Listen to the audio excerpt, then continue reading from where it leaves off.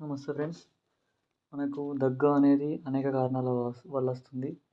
మనం కొన్ని కారణాల గురించి తెలుసుకుందాం. జలుబు వచ్చినప్పుడు దగ్గు వస్తుంది. మరియు కొన్ని వాతావరణం మార్పులు జరిగినప్పుడు వింటర్ సీజన్ నుంచి సమ్మర్ సీజన్ అయినప్పుడు, సమ్మర్ సీజన్ నుంచి రైనీ సీజన్ అయినప్పుడు, రైనీ సీజన్ నుంచి మళ్ళీ వింటర్ సీజన్ అయినప్పుడు అప్పుడు కూడా దగ్గు వస్తుంది. మరియు శ్వాసకోశ ఇబ్బందులు ఉన్న వారికి కూడా వస్తుంది.